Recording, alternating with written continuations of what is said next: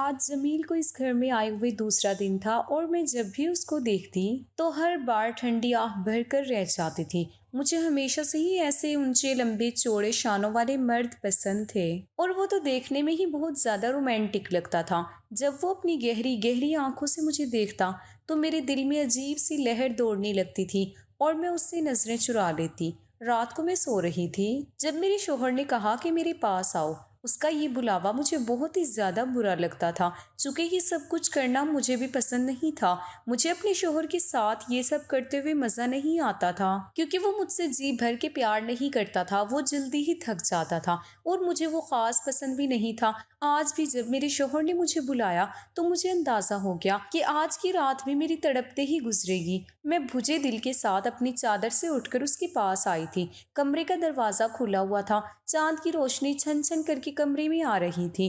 تبھی میں نے اپنے شوہر سے کہا کہ کمرے کا دروازہ بند کر دو، باہر سے روشنی آ رہی ہے۔ بہرحال طلحہ اس وقت جذبات سے مغلوب ہو رہا تھا۔ مجھے کہنے لگا کہ یہاں پر کوئی نہیں ہے ایسا جو ہم دونوں کو دیکھے، چلو جلدی آؤ، مجھے نیند بھی آ رہی ہے، اس کے بعد میں نے سونا بھی ہے۔ میں بے دلی سے اس کی طرف بڑھی اور خود کو اپنے شوہر کے سپرد کر دیا۔ تبھی مجھے ایسے محسوس ہوا جیسے دروازے میں کوئی سایہ ہے۔ ایک پل کے لیے تو میں ڈر گئی کہ کہیں کوئی جن بھوت تو نہیں آ گیا، مگر پھر جب میں نے اس لمبے چوڑے سائے کو غور سے دیکھا تو یہ دیکھ کر میں حیران رہ گئی کہ وہ جمیل تھا۔ چودھویں کے چاند کی روشنی کی وجہ سے وہ منظر صاف نظر آ رہا تھا اور جمیل کے چہرے پر جذبات بھی صاف نظر آ رہے تھے۔ وہ دلچسپ نظروں سے میری وجوہات کو سر سے پاؤں تک دیکھے جا رہا تھا۔ میرے شوہر کی اس کی طرف کمر تھی، اس بات سے وہ بے خبر تھا، جبکہ میں اسے دیکھے جا رہی تھی۔ اس وقت وہ محض شلوار و بنیان پہنے ہوئے تھا، وہ گہری نظروں سے مجھے ہی دیکھے جا رہا تھا۔ اس وقت مجھے اس سے ٹوٹ کر شرم آ رہی تھی۔ میں اس وقت جس حالت میں تھی، میرا جسم نمایاں ہو رہا تھا۔ اب اس کا رخ دروازے کی طرف تھا اور وہ جلدی سے دروازے کے پیچھے ہو گیا تھا اور میں نے جلدی سے اپنا لباس درست کیا۔ ابھی تک میرے حواس معمول پر نہیں آئے تھے۔ تھوڑی ہی دیر کے بعد میرے شوہر کے خراٹے کمرے میں گونجنے لگے اور میں بھی سو گئی تھی جب کسی نے آہستگی سے میرے گالوں کو چھوا۔ یہ احساس میرے لیے انوکھا تھا، اتنا نرمی سے کبھی میرے شوہر نے مجھے نہیں چھوا تھا۔ اور جب اس احساس کی وجہ سے میری آنکھ کھلی تو میں ہڑبڑا کر اٹھ بیٹھی۔ سامنے ہی جمیل کھڑا تھا۔ اس سے پہلے کہ میرے منہ سے آواز نکلتی اس نے میرے منہ پر ہاتھ رکھ دیا اور مجھے چیخنے چلانے سے، شور مچانے سے منع کر دیا۔ میں بھی اسے یوں اپنے سامنے دیکھ کر سمجھ گئی تھی۔ تبھی وہ میرے کان کے پاس آ کر آہستگی آواز میں سرگوشی کرتے ہوئے بولا کہ دوسرا کمرہ خالی ہے، کیا خیال ہے وہاں پر چل کر وقت گزاریں؟ اس کی بات کا مفہوم میں اچھے سے سمجھ گئی تھی۔ تبھی میرا وجود کانپنے لگا تھا، پر میری آنکھیں جھک گئی تھی۔ میں یہ سب کچھ کرنا چاہتی تھی، میرا دل اس کی جانب کھینچتا چلا جا رہا تھا۔ مجھے اس بات کا بھی ڈر تھا کہ کہیں میرے شوہر یا میری ساس کی آنکھ نہ کھل جائے، اور اگر انہوں نے یہ سب دیکھ لیا یا انہیں کچھ پتہ چل گیا تو نہ جانے وہ میرے ساتھ کیا سلوک کریں گے۔ وہ میرے سامنے ہاتھ پھیلا کر کھڑا تھا اور اسے نظر انداز کرنے کا بھی میرا دل نہیں مان رہا تھا۔ تبھی میں نے اس کے ہاتھ پہ اپنا ہاتھ رکھ دیا اور پھر شرماتے اور مسکراتے ہوئے اس کے ساتھ چل پڑی تھی۔ دوسرے کمرے میں آنے کے بعد اس نے وقت ضائع کیے بغیر مجھے فوراً ہی دوسرے جہاں میں پہنچا دیا تھا، اور تبھی میں چھوٹی سی تھی جب اماں ابا دونوں اس دنیا سے ایک کے بعد ایک رخصت ہو گئے تھے۔ گھر میں بڑی بہن اور بڑا بھائی تھا۔ بھائی چھوٹی سی عمر میں ہی مزدوری کرنا شروع ہو گیا تھا اور بہن گھر کے کام کاج کرتی تھی، کھانا بناتی، میرا اور بھائی کا بہت زیادہ خیال رکھتی تھی۔ میری بہن ہم دونوں سے ہی بہت پیار کرتی تھی، اسی وجہ سے میں زندگی میں واپس لوٹنے لگی تھی، ورنہ مجھے ہر وقت اپنے امی ابو کی یاد ستاتی رہتی تھی اور یہ سوچ کر پریشان ہوتی رہتی تھی۔ تھوڑے ہی ٹائم کے بعد باجی کی شادی ہو گئی تھی اور وہ رخصت ہو کر دوسرے شہر میں چلی گئی تھی۔ اب میں 14 سال کی تھی، مگر گھر کے کام کاج میرے ذمے آ گئے تھے، لیکن مجھ سے تو روٹیاں جل جاتی تھیں، مجھ سے کھانا بھی نہیں بنتا تھا، مگر بھائی مجھے کچھ بھی نہیں کہتا تھا۔ وہ ہمیشہ مجھے لاڈ پیار سے کہہ کر خاموش کروا دیتا کہ آہستہ آہستہ تم بھی یہ سب کچھ سیکھ جاؤ گی، اور اس کی محبت دیکھ کر میری آنکھیں نم ہو جاتی تھی۔ اور پھر میرے بھائی کو ایک لڑکی پسند آ گئی۔ باجی کی شادی کے بعد بھائی نے بھی سادگی کے ساتھ اس لڑکی سے نکاح کر لیا تھا، کیونکہ وہ لڑکی غریب خاندان کی تھی اور وہ لوگ جہیز کا انتظام نہیں کر سکتے تھے۔ دیکھتے ہی دیکھتے وقت گزرنے لگا تھا، میں اپنی عمر سے پہلے ہی بڑی ہو گئی تھی اور میری زندگی میں یہ بدلاؤ بھائی کی شادی کے بعد سے شروع ہوا تھا۔ مجھے تب محسوس ہوا تھا کہ جوانی کیا ہوتی ہے اور عورت کا کیا رشتہ ہے۔ جب گرمیوں کی راتوں میں مجھے نیند نہیں آ رہی تھی اور پوری رات میں بے چینی سے کروٹیں بدلتی رہتی تھی، اور اس رات بھی گرمی کی شدت سے تنگ آ کر باہر صحن میں آ گئی تھی۔ بھائی بھابھی کے کمرے سے عجیب سی آوازیں آ رہی تھی۔ ان کے کمرے کی کھڑکی صحن میں کھلتی تھی اور گرمی ہونے کی وجہ سے ان کے کمرے کی کھڑکی اور دروازہ بھی کھلا رہتا تھا۔ تبھی میں نے تجسس کے ہاتھوں مجبور ہو کر کھڑکی سے جھانک کر اندر دیکھا۔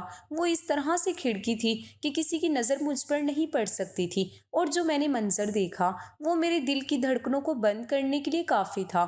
بھائی اور بھابھی دونوں آپس میں مصروف تھے اور وہ دونوں اس وقت ہر ایک چیز سے سرور کی کیفیت میں تھے۔ یہ دیکھ کر میرا دل گھبرا گیا۔ کافی دیر تک میں انہیں دیکھتی رہی اور پھر میں اپنے کمرے میں آ گئی۔ میری حالت عجیب ہو رہی تھی اور اب ہر روز ہی میرا یہ معمول بن گیا تھا۔ روز ہی میں ان دونوں کو یہ کرتے ہوئے دیکھتی اور پھر اپنے کمرے میں آنے کے بعد ٹھنڈی آہیں بھر کر رہ جاتی تھی۔ میرا اب دل چاہنے لگا تھا کہ میری بھی جلدی شادی ہو جائے اور کوئی ایسا ہو جو مجھ سے بھی ایسی ہی محبت کرے۔ انہی دنوں بھابھی نے میری بہن کو گھر میں بلایا اور ان سے میرے لیے اپنے بھائی کے رشتے کا ذکر کیا۔ باجی کو یہ رشتہ پسند نہیں تھا۔ ان کا کہنا تھا کہ وہ مجھ سے عمر میں بڑا ہے اور وہ ٹھیک طرح سے کام کاج بھی نہیں کرتا تھا، مگر بھائی کی ساری ہمدردیاں اپنے سسرال کے ساتھ تھیں۔ میں نے بھابھی کے بھائی کو ایک بار اخبار میں دیکھا تھا۔ وہ معقول شخص تھا اور مجھے تو اس میں بظاہر کوئی برائی نظر نہیں آ رہی تھی، اور اب میں جس طرح سے جذبات کے سمندر میں بہہ رہی تھی، میں چاہتی تھی کہ جلد سے جلد میری شادی ہو جائے اور دیکھنے میں میرا شوہر جیسا بھی ہو۔ مجھے بس اپنی خواہش کی تکمیل سے مطلب تھا، پر میرا بھی سادگی کے ساتھ نکاح کر کے مجھے بھابھی کے بھائی کے ساتھ رخصت کر دیا گیا تھا۔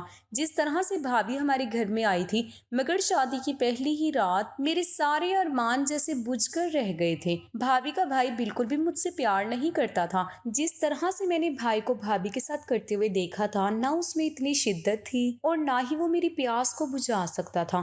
جلدی ہی وہ تھک جاتا اور پھر نیند کی وادیوں میں کھو جاتا تھا، اور میں پھر باقی کی رات اپنی ادھوری تمناؤں اور خواہشوں کی وجہ سے تڑپتی رہتی تھی، مگر وہ مزے سے سویا رہتا تھا۔ یہ بات ایسی تھی کہ میں کسی سے ذکر بھی نہیں کر سکتی تھی، نہ ہی کسی سے اس کی شکایت کر سکتی تھی۔ اگر میں کسی سے یہ سب کچھ کہتی تو سب میرے کردار پر نشانہ باندھنے لگتے، اور پھر مجھے اندازہ ہو گیا تھا کہ میرا شوہر دکھنے میں تو ٹھیک تھا، مگر اس میں مردانہ طاقت بہت ہی زیادہ کم تھی، اور مجھے ایسا شوہر چاہیے تھا جو کہ ساری رات ہی مجھے پیار کرتا رہے اور وہ اس بات سے بالکل بھی نہ تھکتا۔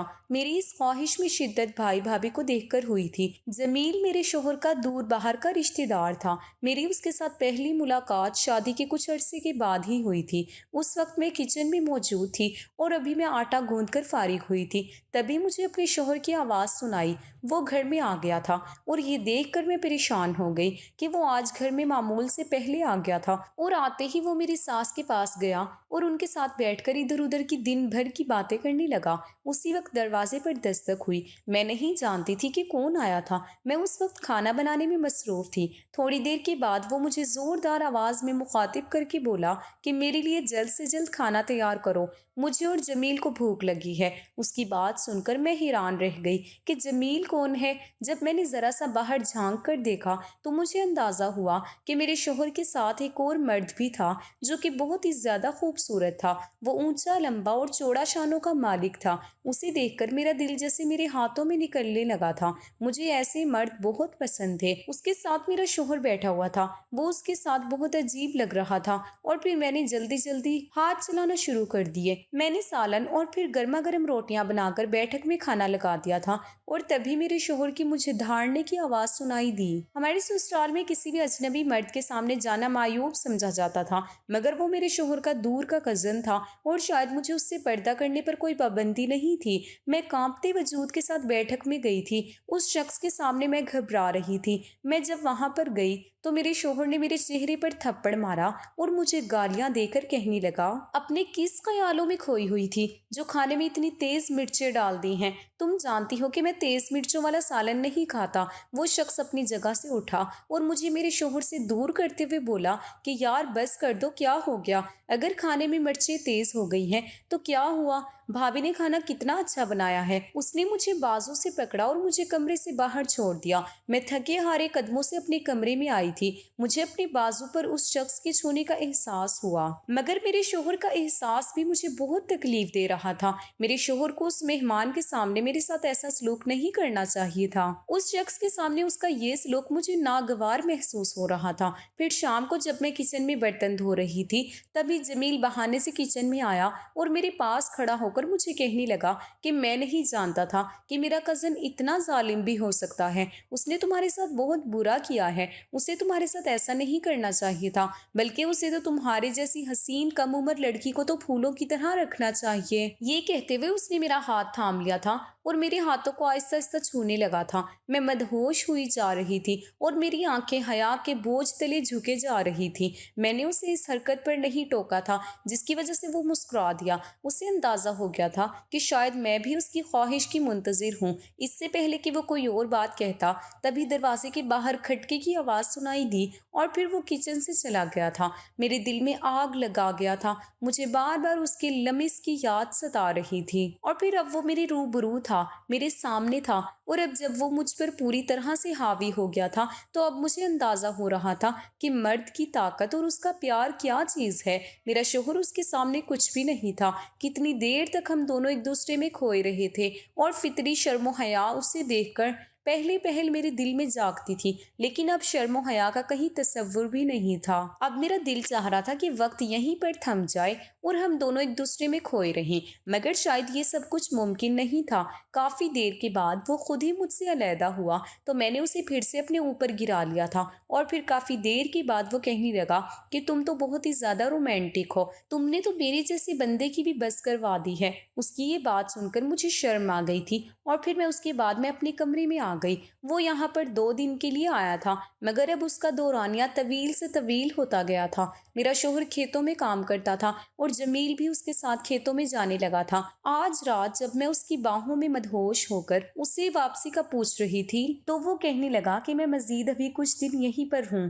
میں یہاں پر چند دنوں کے لیے آیا تھا، مگر تم نے نہ جانے ایسا کیا جادو کیا ہے جو تم نے مجھے اپنے شہر میں جکڑ کر رکھ لیا، اور تمہاری وجہ سے اب میرا یہاں سے دور جانے کو دل ہی نہیں کر رہا۔ اس کی بات سن کر میں نے خوشی کی لہر اپنے وجود میں اترتی ہوئی محسوس کی تھی۔ تبھی وہ کہنے لگا کہ مجھے ایسا کیوں لگتا ہے کہ تمہاری خواہش پر تمہارا شوہر پوری طرح سے اترتا نہیں ہے۔ اس کی بات سن کر میں اداس ہو گئی اور کہنے لگی کہ شادی کو 4 ماہ ہو گئے ہیں اور ابھی تک اس نے اس طرح سے ایک بار بھی میری پیاس نہیں بجھائی، میری خواہش پوری نہیں کی جس طرح سے تم کرتے ہو۔ یہی وجہ ہے کہ میں چاہ کر بھی تم سے دور نہیں ہو پا رہی، اور تم اب مجھے کسی نشے کی طرح لگنے لگے ہو۔ اس نے بھی مجھے اپنی باہوں کے گھیرے میں لے لیا، کہنے لگا کہ مجھے بھی تم نے اپنے وجود کا عادی کر لیا ہے، اور شاید اب میں بھی دور ہو کر بھی اس نشے کو بھول نہیں پاؤں گا۔ جمیل کی زندگی میں بہت ساری لڑکیاں تھیں، بہت سی عورتیں تھیں، مگر اس کا کہنا تھا کہ تمہارے جیسی ایک بھی لڑکی میں نے اپنی زندگی میں نہیں دیکھی۔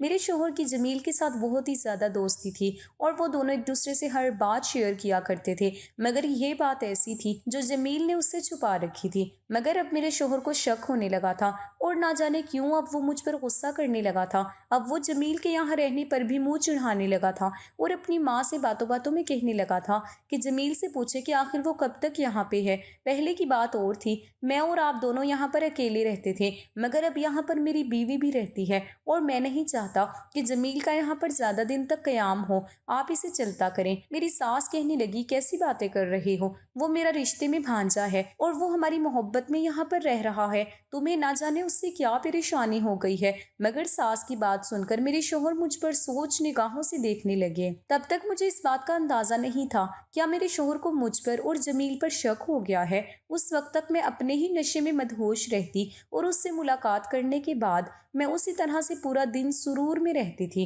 اور پھر جب شام ہوتی تو اس کے ساتھ دوبارہ ملاقات کرنے کے خیال سے میں پھر سے ہواؤں میں اڑنے لگتی تھی۔ آج بھی یہی ہوا تھا۔ آج میں نے جمیل کی فرمائش پر اس کی پسند کا کھانا بنایا تھا، اور آج میں نے اس کی پسند کے رنگ کے کپڑے پہنے ہوئے تھے، اور میں نے اپنی آنکھوں میں کاجل بھی لگایا تھا، اور ہونٹوں پر لپسٹک بھی لگائی ہوئی تھی۔ جمیل مجھے اس طرح سے دیکھ کر بہت خوش ہوتا تھا، اور وہ اب بھی نظروں ہی نظروں میں میری بھلائی لے رہا تھا۔ میں بھی اس کو دیکھ دیکھ کر شرما رہی تھی۔ ہم دونوں ہی اس بات سے بے خبر تھے کہ میرا شوہر ہم دونوں پر نظر رکھے ہوئے ہے۔ میری ساس اس سب سے بے نیاز تھی، انہیں کسی چیز کے بارے میں کچھ خبر نہیں تھی۔ آج رات میرا شوہر جلدی سو گیا تھا، اور پھر جیسے ہی مجھے جمیل کی جھلک نظر آئی تو میں فوراً کمرے سے باہر نکل آئی، اور دوسرے کمرے میں آنے کے بعد جلدی ہی ہم دونوں ایک دوسرے میں کھو گئے تھے۔ جمیل کہنے لگا کہ اب تمہارا شوہر میرا یہاں پہ رہنا پسند نہیں کر رہا، وہ چاہتا ہے کہ میں یہاں سے چلا جاؤں، اور اب مجھے لگتا ہے کہ کل مجھے یہاں سے جانا ہی پڑے گا۔ اگر میں نہ گیا تو تمہارا شوہر مجھے گھر سے باہر نکال دے گا۔ وہ میرے کانوں کے پاس سرگوشی کر رہا تھا۔ ایک دم کمرے کی لائٹ آن ہو گئی، اور کمرے کی لائٹ کی روشنی میں ہم دونوں کے برہنہ وجود نمایاں ہو گئے تھے۔ میں نے جلدی سے خود کو چادر میں چھپا لیا، اور جب میری سامنے نظر پڑی تو میرا شوہر خون آلود نظروں سے ہم دونوں کو گھور رہا تھا۔ اس نے جمیل کو بری طرح سے پیٹنا شروع کر دیا۔ پہلے تو جمیل اس سے مار کھاتا رہا، مگر پھر ایک زوردار دھکا دے کر وہ لباس پہن کر کمرے سے باہر نکل گیا تھا، اور پھر وہ گھر کا دروازہ پار کر کے رات کے اندھیرے میں ہی چلا گیا تھا۔ اس کے بعد میں اپنے شوہر کے ظلم کا نشانہ بنی۔ اس نے مجھے بہت مارا تھا، اور میرے جسم پر نیل پڑ گئے تھے۔ میں بہت بری طرح سے رو رہی تھی، مچل رہی تھی، مگر میرے شوہر کو مجھ پر ترس نہیں آ رہا تھا۔ شوہر کی آواز سن کر میری ساس بھی کمرے میں آ گئی تھی، اور جب انہوں نے مجھے اس حالت میں اپنے شوہر کے سامنے مار کھاتے ہوئے دیکھا تو وہ اسے کہنے لگے کہ کچھ شرم کرو، حیا کرو، یہ تم کیا کر رہے ہو؟ اور وہ زبردستی میرے شوہر کو کمرے سے باہر لے گئی۔ میں نہیں جانتی تھی کہ میرے شوہر نے ان سے کیا بات کہی تھی۔ اگلے دن جب میں اٹھی تو میری ساس نے مجھے دیکھ کر نفرت سے منہ دوسری طرف پھیر لیا تھا۔ میرے شوہر بھی بہت غصے میں تھے، اور وہ میری شکل دیکھنا بھی پسند نہیں کر رہے تھے، اور اب مجھے اس بات کا خوف تھا کہ اگر انہوں نے یہ سب کچھ میرے بھائی کو بتا دیا تو نہ جانے کیا ہوگا۔ اور شام کو ہی انہوں نے میرے بھائی اور بھابھی کو گھر پہ بلا لیا تھا، اور یہ ساری بات انہوں نے بھائی کو بتائی۔ بھائی نے بھی مجھے بری طرح سے پیٹنا شروع کر دیا تھا۔ تب میرا شوہر کہنے لگا کہ اب میں اس کو طلاق دے دوں گا، میں اب اس کو گھر میں نہیں رکھوں گا۔ تبھی میرے بھائی کہنے لگے اس سے غلطی ہو گئی ہے، اور جو کچھ بھی اس نے کیا ہے یہ اس پر شرمندہ ہے، یہ تم سے معافی مانگ لے گی، تم اس کو طلاق نہیں دو گے۔ یہ مت بھولو کہ تمہاری بہن بھی میرے گھر میں موجود ہے۔ میرا شوہر کہنے لگا کہ میری بہن تمہاری بہن کی طرح بد کردار نہیں ہے، جو گھر آئے مہمان کے ساتھ میری پیٹھ پیچھے گل کھلا رہی تھی۔ میری بہن نے آج تک تمہیں شکایت کا موقع نہیں دیا، اور کبھی ایسا ہرگز نہیں کر سکتی۔ تم اپنی بد کردار بہن کو میرے گلے نہیں ڈال سکتے، اور نہ ہی تم اپنے 3 بچوں کی ماں کو اپنی بہن کی وجہ سے طلاق دے سکتے ہو۔ میں نے اپنی بھابھی کی طرف دیکھا تو وہ رو رہی تھی، اور میرے شوہر نے میرے بھائی سے کہا کہ میں تمہاری اس بد کردار بہن سے اپنی نسل آگے نہیں بڑھانا چاہتا، بہتر یہی ہوگا کہ اسے ساتھ لے جاؤ۔ لیکن میرا بھائی غصے میں آ گیا، اور ایک دم سے بھابھی کی طرف دیکھ کر انہوں نے طلاق کا لفظ منہ سے نکالا ہی تھا کہ بھابھی نے ان کے منہ پر ہاتھ رکھ دیا اور پیروں میں پڑ گئی، اور کہا کہ ایسا ظلم مت کیجیے، بے قصور ہوتے ہوئے آپ مجھے یہ سزا مت دیجیے، اگر آپ نے ایسا کیا تو ہمارے بچوں کا کیا ہوگا؟ یہ سب دیکھ کر وقتی طور پر میں بہت شرمندہ ہو رہی تھی۔ میری وجہ سے میری بھتیجی بھتیجا اپنی ماں سے محروم ہو جائیں گے، اور میرا بھائی غصے میں بھابھی کو طلاق دے دے گا۔ حالانکہ میرے بھائی کو مجھ سے تو کوئی غرض نہیں تھا، اس کام کے بعد میرا قتل ہی کر دیتا، لیکن در حقیقت وہ میری ذمہ داری سے بھاگ رہا تھا، اور اسے بدنامی کا بھی خوف تھا۔ اسی وجہ سے وہ میرے شوہر کو دھمکانے لگا۔ یہ بات سن کر میرا شوہر وہیں پر بیٹھ گیا تھا۔ جو بھی تھا وہ اپنی بہن کی ذمہ داری نہیں اٹھا سکتا تھا، بہن بھی وہ جس کے 3 بچے تھے، اور وہ سب بڑے ہو رہے تھے، سب اسکول میں جاتے تھے، اور میرے شوہر کی آمدنی نہیں تھی کہ وہ اپنی بہن اور بچوں کا خرچہ اٹھاتا۔ تبھی وہ سر جھکا گیا تھا، اور اپنے بھائی کے کہنے پر میں نے اپنے شوہر سے معافی مانگی تو اس نے مجھے پھر معاف کر دیا تھا، مگر وہ اس کے بعد مجھے وہ عزت نہیں دے سکا، نہ ہی وہ کبھی مجھ سے محبت کر سکا، مجھے تانے دیتا۔ پہلے ہی وہ مجھ پر ہاتھ اٹھاتا تھا، اب تو بات بات پر مجھے مارتا تھا۔ پہلے میری ساس کا رویہ میرے ساتھ کچھ بہتر تھا، کیونکہ اس کی بیٹی میری بھابھی تھی۔ बेटी की वजह से वो मेरे साथ अच्छे से पेश आती थी। अब तो सास को भी मौका मिल गया था। हर वक्त मुझे खरी खोटी सुनाती रहती थी और मेरे शोहर को मेरे खिलाफ भड़काती रहती थी। सबके रवैयों से मुझे बहुत ज्यादा तकलीफ हो रही थी, मगर आहिस्ता आहिस्ता मैं अपनी पुराने अंदाज में वापस आ गई थी। मैंने उन सब की परवाह छोड़ दी थी। मार खा खा कर मैं भी ढीठ बन गई थी। अब मुझे मेरे शोहर की मार का और सास के तानों का भी कोई असर नहीं था। मुझे किसी की परवाह नहीं थी। मैं अभी तक उस नशे में मदहोश थी जो मैं हासिल कर चुकी थी। जिल्लत वैसे ही हाथ लग गई थी। कम से कम मेरी ख्वाहिश तो पूरी हुई थी। उसके बाद एक के बाद दीगर 2 बच्चे भी हो गए थे और उसके बावजूद भी मेरे साथ मेरे शोहर का रवैया बहुत बुरा था। मुझे उसकी परवाह नहीं थी, लेकिन अब मैं इस सब से थकने लगी थी। मुझे सुकून की जिंदगी चाहिए थी। मेरे बच्चे बड़े हो रहे थे। वो अक्सर मुझे अपने बाप से मार खाता हुआ देखते थे और हर वक्त मेरी सास, मेरा शोहर मुझे बच्चों के सामने गंदी गंदी गालियां देते थे। मेरे बच्चों के जहन पर बुरा असर पड़ रहा था। अब मुझे पछतावे ने घेर लिया था कि वक्ती तस्कीन के लिए मैंने उम्र भर के लिए अपनी किस्मत में जिल्लत और रुसवाई लिख दी थी, जिससे मेरे बच्चों की जिंदगी भी मुतासिर हो सकती थी। दोस्तों, आपको ये कहानी कैसी लगी कमेंट करके जरूर बताइएगा, और वीडियो अच्छी लगी हो तो वीडियो को लाइक करें। चैनल पर नए हैं तो चैनल को सब्सक्राइब जरूर करें। मिलते हैं अगली कहानी के साथ, तब तक के लिए अल्लाह हाफिज।